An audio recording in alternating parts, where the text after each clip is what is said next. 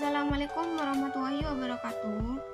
Kami dari kelompok 1 ingin mempresentasikan hasil dari makalah kami tentang asas, prinsip, dan penerapannya. Kelompok kami terdiri dari 4 orang. Yang pertama ada Febrizal Hidayat sebagai pemateri ketiga, Hairil Mustafa sebagai pemateri keempat, Hasiratul Fasia sebagai pemateri kedua, dan saya sendiri Kesyani sebagai pemateri pertama. Baik, langsung saja ke pembahasan. Di sini saya pemateri pertama ingin menjelaskan tentang pembelajaran. Pembelajaran adalah proses interaksi peserta didik dengan pendidik dan sumber belajar pada suatu lingkungan belajar. Suatu proses yang mengandung serentetan perbuatan guru dan siswa atas dasar hubungan timbal balik yang berlangsung dalam situasi edukatif untuk mencapai tujuan tertentu. Prinsip pembelajaran. Prinsip pembelajaran adalah landasan berpikir, landasan berpijak dengan harapan tujuan pembelajaran tercapai dan tumbuhnya proses pembelajaran yang dinamis dan terarah. Saya akan melanjutkan materi dari Mbak Kesyani. Prinsip umum. Yang pertama adanya perubahan perilaku. Yang kedua peserta didik memiliki potensi dasar. Yang ketiga adanya perubahan untuk menuju pada pencapaian kualitas ideal. Prinsip khusus. Yang pertama perhatian dan motivasi. Dalam rangka mencapai tujuan pembelajaran, peserta didik dituntut untuk memberikan perhatian terhadap sesama rangsangan. Adanya tuntutan tersebut harusnya mendorong peserta didik memiliki perhatian terhadap segala pesan yang diterimanya. Sedangkan motivasi peserta didik adalah disadarkan oleh peserta didik bahwa motivasi belajar yang ada pada dirinya harus dibangkitkan dan dikembangkan secara terus-menerus. Hal ini dapat dicapai dengan mengetahui tujuan belajar yang hendak dicapai. Motivasi mempunyai 3 tujuan, yaitu yang pertama, mendorong siswa untuk berbuat sebagai penggerak yang melepaskan energi. Yang kedua, menentukan arah perbuatan, yaitu ke arah tujuan yang hendak dicapai. Dan yang terakhir yaitu menyelesaikan perbuatan. Prinsip khusus yang kedua yaitu keaktifan. Peserta didik sebagai sentral dalam belajar, maka sebagai konsekuensinya aktivitas peserta didik merupakan syarat berlangsungnya proses pembelajaran. Aktivitas peserta didik dalam hal ini baik secara fisik maupun intelektual dan emosional harus aktif. Jadi tidak ada gunanya guru melakukan pembelajaran jika peserta didiknya pasif saja. Prinsip keaktifan dapat berlangsung apabila terjadi kegiatan merespon terhadap setiap pembelajaran. Siswa tidak sekedar menerima dan menelan konsep yang disampaikan guru, tetapi siswa beraktivitas langsung. Prinsip yang ketiga yaitu keterlibatan langsung. Sebenarnya prinsip ini berhubungan dengan prinsip yang kedua tadi, yaitu prinsip keaktifan. Jadi setiap individu itu harus terlibat secara aktif atau secara langsung untuk bisa menciptakan pengalamannya. Jadi pengalaman akan terbentuk apabila ada interaksi antara individu dengan lingkungan belajar. Nah, dengan adanya interaksi tersebut, maksudnya agar terjadi aksi dari lingkungan berupa rangsangan-rangsangan dari luar. Nah, rangsangan-rangsangan itulah yang akan menjadi pengalaman bagi peserta didik. Tetapi harus ingat bahwa tidak semua rangsangan itu bisa menjadi pengalaman. Prinsip khusus yang keempat yaitu pengulangan. Penguasaan materi oleh siswa tidak bisa berlangsung secara singkat. Siswa perlu melakukan pengulangan-pengulangan supaya materi yang dipelajari tetap diingat. Oleh karena itu, guru harus melakukan sesuatu yang membuat siswa melakukan pengulangan belajar. Misalnya, dengan memberikan tugas berkaitan dengan materi atau guru bisa setiap awal pertemuan sebelum memulai atau membahas materi yang baru bisa mengulang materi sebelumnya. Jadi itu juga merupakan salah satu pengulangan. Prinsip khusus yang kelima yaitu perbedaan individual. Setiap peserta didik mempunyai karakteristik yang berbeda-beda. Adanya perbedaan ini seharusnya membuat setiap peserta didik menyadari bahwa dirinya berbeda dengan temannya. Hal ini akan membantu diri peserta didik dalam menentukan cara belajarnya sendiri. Prinsip khusus yang keenam yaitu tantangan. Untuk mencapai tujuan pembelajaran, siswa dihadapkan sejumlah tantangan, yaitu mempelajari materi belajar dan belajar. Maka, timbullah untuk mengatasi hambatan tersebut dengan mempelajari bahan belajar. Implikasi lain dari adanya bahan belajar yang dikemas dalam suatu kondisi yang menantang, seperti yang mengandung masalah yang perlu dipecahkan, siswa akan tertantang untuk mempelajarinya. Prinsip khusus yang ketujuh yaitu balikan dan penguatan. Penguatan adalah respon terhadap suatu perilaku yang dapat meningkatkan kemungkinan berulangnya kembali perilaku tersebut. Penguatan dapat juga diartikan sebagai segala bentuk respon baik bersifat verbal ataupun non-verbal yang merupakan bagian dari modifikasi tingkah laku guru terhadap tingkah laku siswa. Adapun tujuan dari dalam pembelajaran adalah yang pertama, menumbuhkan perhatian siswa, yang kedua, memelihara motivasi siswa, yang ketiga, memudahkan siswa, yang keempat, meminimalkan perilaku negatif dan mendorong tumbuhnya perilaku positif, dan yang terakhir, meningkatkan kegiatan belajar serta membina tingkah laku siswa yang produktif. Baik, sekarang kita masuk pada asas pembelajaran. Asas pembelajaran merupakan prinsip-prinsip umum yang harus dikuasai oleh seorang guru dalam melakukan kegiatan belajar mengajar. Jadi, seorang guru yang profesional itu, guru yang baik, dia harus menguasai dan juga mengetahui tentang asas-asas pembelajaran. Asas-asas pembelajaran apa saja yang harus dikuasai oleh seorang guru? Berikut ada 7 asas pembelajaran yang harus dikuasai oleh seorang guru. Yang pertama ada asas peragaan.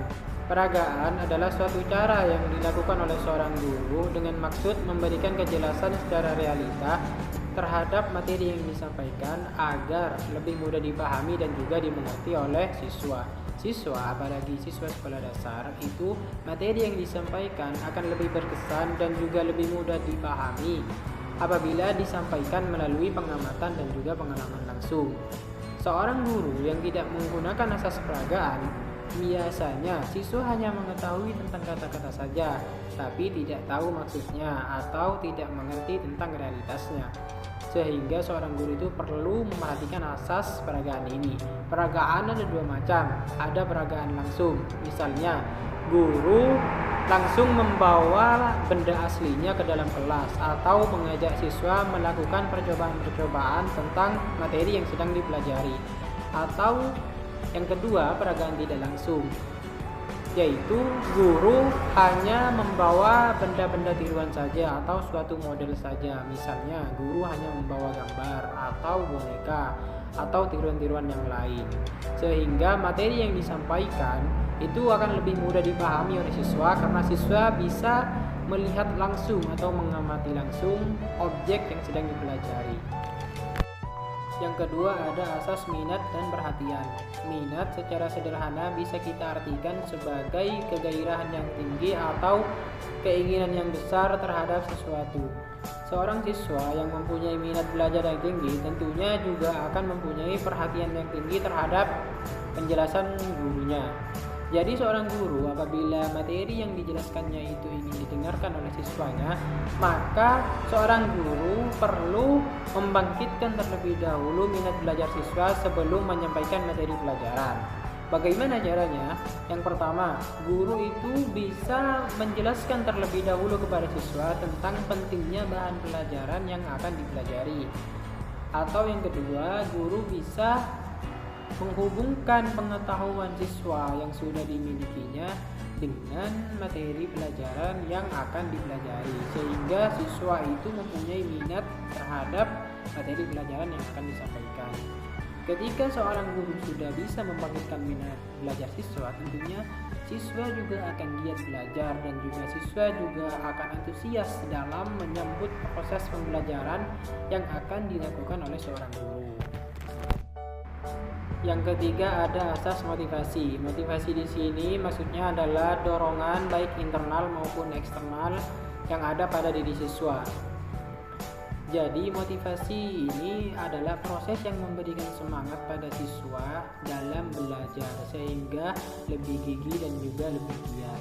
Siswa yang mempunyai motivasi lebih tinggi daripada siswa yang lain tentunya juga akan belajar lebih giat dan juga lebih banyak dari siswa yang lain.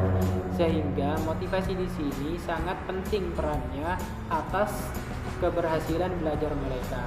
Seorang guru yang baik itu perlu memotivasi siswa dalam belajar. Bagaimana caranya? Berikut beberapa cara yang bisa dilakukan oleh seorang guru. Yang pertama adalah guru sering memberikan pujian kepada siswa, baik pujian secara verbal maupun non-verbal, sehingga siswa itu akan semangat dalam mengikuti proses pembelajaran. Yang kedua, guru bisa memberikan kesempatan kepada siswa untuk segera mempraktekkan apa yang sedang mereka pelajari, sehingga mereka akan terus ingin mempunyai pengetahuan yang baru. Yang keempat ada asas apersepsi. Apersepsi di sini adalah menghubungkan pengalaman-pengalaman yang sudah dimiliki siswa dengan pengalaman-pengalaman baru yang akan dipelajarinya, sehingga siswa mempunyai minat dan juga perhatian terhadap materi yang akan disampaikan oleh seorang guru. Jadi ketika guru sudah menjelaskan tentang sesuatu, siswa sudah mempunyai pandangan dari pengalaman dan juga pengamatan mereka sebelumnya, sehingga mereka dapat mengikuti materi pelajaran dengan baik yang disampaikan oleh seorang guru. Seorang guru itu perlu melakukan sebuah apersepsi terlebih dahulu dalam memulai pelajaran, sehingga informasi yang didapatkan oleh siswa itu lebih mudah diingat karena dihubungkan dengan informasi-informasi mereka sendiri yang sudah dimilikinya. Yang kelima ada asas korelasi. Korelasi adalah hubungan antara mata pelajaran satu dengan mata pelajaran yang lain yang berfungsi untuk menguatkan pengetahuan yang dimiliki oleh siswa. Seorang guru selain mengaitkan antara mata pelajaran satu dengan mata pelajaran yang lain, hendaknya juga mengaitkan suatu mata pelajaran dengan kehidupan sehari-hari, sehingga materi pelajaran yang didapatkan oleh siswa itu lebih bermakna. Jadi seorang guru yang baik itu, seorang guru yang profesional tentunya akan lebih banyak menggunakan strategi pembelajaran yang mampu mengaitkan materi pembelajaran dengan kehidupan sehari-hari, sehingga pembelajaran yang didapat oleh siswa itu lebih bermakna dan juga lebih berkesan, sehingga lebih mudah dipahami dan dimengerti serta lebih mudah diingat oleh siswa. Yang keenam ada asas individualisasi. Maksud dari asas ini adalah siswa merupakan individu yang unik. Artinya siswa satu dengan siswa yang lain itu mempunyai karakteristik yang berbeda-beda, sehingga mempunyai kebutuhan yang berbeda pula dalam menerima pelajaran. Seorang guru harus mengetahui tentang karakteristik dari masing-masing siswa, sehingga seorang guru itu nanti mampu menggunakan metode dan juga strategi pembelajaran seperti apa yang cocok dengan karakteristik siswa. Yang kedua, guru juga bisa merancang pemanfaatan media pembelajaran seperti apa sehingga cocok dengan kebutuhan dan juga sesuai dengan karakteristik siswa. Asas yang terakhir adalah asas kooperasi. Yang dimaksud dengan kooperasi di sini adalah belajar atau bekerja sama atau berkelompok. Seorang guru itu penting kiranya untuk menerapkan model pembelajaran kooperatif. Artinya menggunakan sistem pengelompokan atau membentuk kelompok-kelompok kecil yang diantaranya berisi siswa yang latar belakang kemampuan akademiknya berbeda. Artinya dalam kelompok itu ada yang pintar dan juga ada yang kurang pintar, sehingga siswa nanti akan mempunyai pengetahuan yang merata, dan juga dengan diterapkannya model pembelajaran kooperatif di sini, siswa akan lebih mampu atau lebih mengetahui tentang pentingnya menjalin hubungan sosial terhadap siswa yang lain.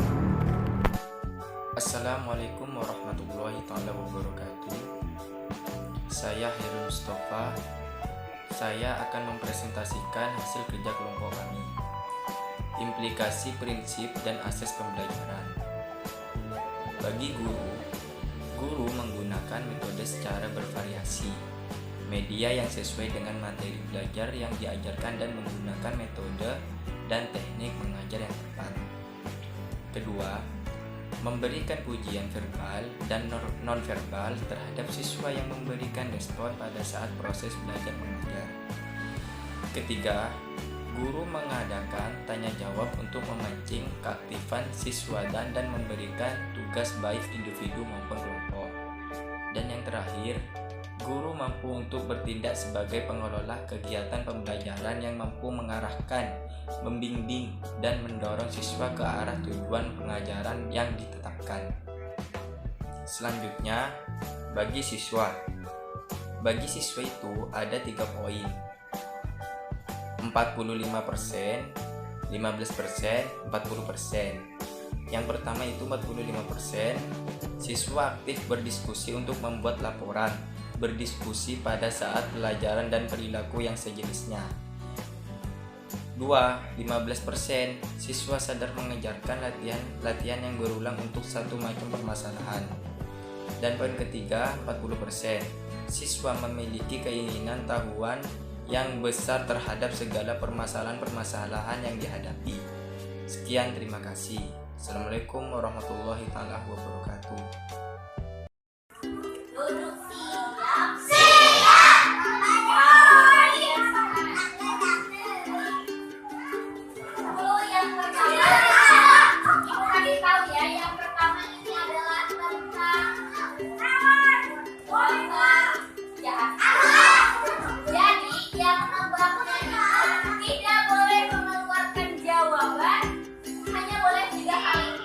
Jawaban pertama kata anggota kelompoknya bukan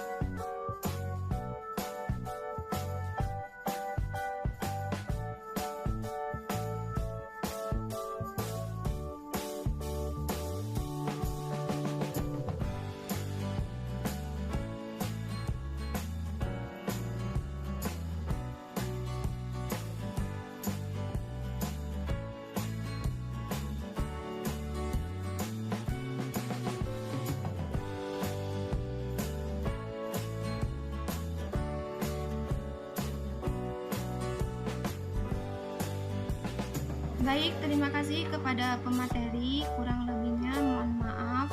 Wabillahi taufiq wal hidayah. Wassalamualaikum warahmatullahi wabarakatuh.